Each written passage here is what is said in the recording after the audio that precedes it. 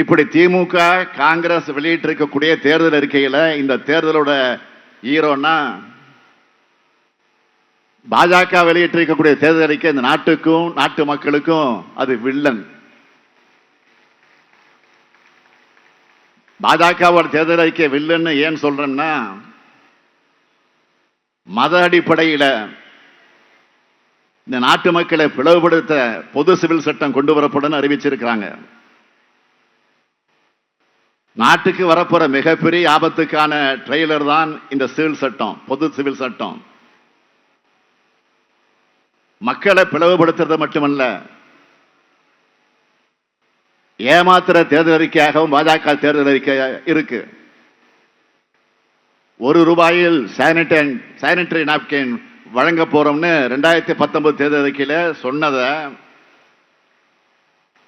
மறுபடியும் copy paste பண்ணிருக்காங்க. ஆனா உண்மையிலே நாப்கினுக்கு ஜிஎஸ்டி போட்டதுதான் பாஜக ஆட்சி. அந்த வரியை நீக்க நாடாளுமன்றத்தில் நம்ம எம்பிக்கள் தான் குரல் கொடுத்தாங்க, போராடினாங்க.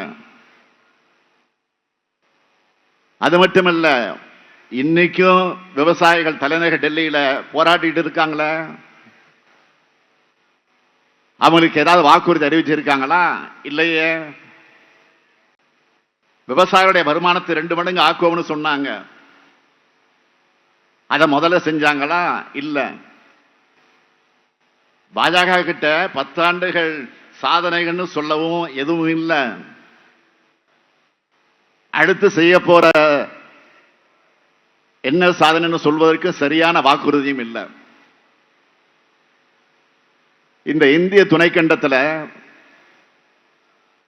மரியாதைக்குரிய நேரு தொடங்கி மோடி வரைக்கும் 14 பேர் பிரதமராக இருந்திருக்கிறாங்க. ஆனா இப்ப இருக்கக்கூடிய பிரதமர் மோடி மாதிரி இடி, ஐடி, சிபிஐ வச்சு மிரட்டி கட்சியை உடைக்கிறது, எம்எல்ஏ எம்பிக்களை வாங்கிறது, முதலமைச்சர்களை கைது செய்கிறது, தொழில் முனைவோர்களை மிரட்டி தேர்தல் பத்திரம் வாங்கிறது, பிஎம் கேர்ஸ்னு தனியா அறக்கட்டளை வச்சு நிதி வாங்கிறதுன்னு வசூல் பண்ண ஒரே வசூல் ராஜா மோடி ஒருத்தர் தான். வாயை திறந்தால சாதி மதம்னு மக்களை பிளவுபடுத்தி தான் பேசுறாரு. காங்கிரசினுடைய தேர்தல் அறிக்கையை பார்த்து பொறுத்து கொள்ள முடியாம என்ன சொல்றாரு, முஸ்லீம் லீக்கினுடைய அறிக்கைன்னு விமர்சிச்சு பிரிவினைவாதம் பேசுறாரு. இப்ப இன்னும் கீழே இறங்கி போய்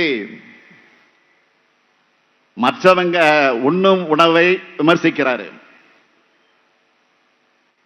பதவியில தொடர முடியாதுன்றத வெளியில பிரிவினை பேச்சில இப்போ ஈடுபட்டு இருக்கிறார். உணவு என்பது தனி நபர்களுடைய விருப்பம். அடுத்த மனிதர் என்ன சாப்பிடுன்னு முடிவு செய்ய மோடிக்கு மட்டுமல்ல யாருக்குமே உரிமை கிடையாது. இப்படியெல்லாம் ஒரு பிரதமர் பேசுவாரா? வாக்குக்காக இப்படிப்பட்ட மலிவான அரசியல் பண்ற மனிதர் இந்திய வரலாறு இதுவரை பார்க்கல. அதனாலதான் சொன்னேன், பாஜக இந்த நாட்டுக்கு வில்லன். நாட்டில் இருக்கக்கூடிய எந்த பிரச்சனையும் தீர்க்காம சுய விளம்பரத்துக்கு மட்டும்தான் பிரதமர் மோடி முக்கியத்துவம் தந்தார்.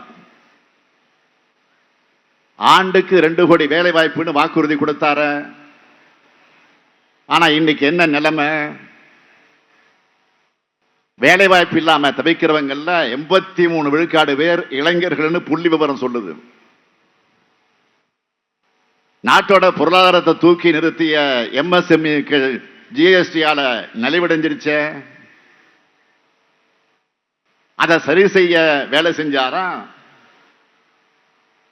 இலங்கை கடற்படையால தமிழ்நாட்டு மீனவர்கள் கைது செய்யப்படுறது, தாக்கப்படுறது அதிகமாச்ச.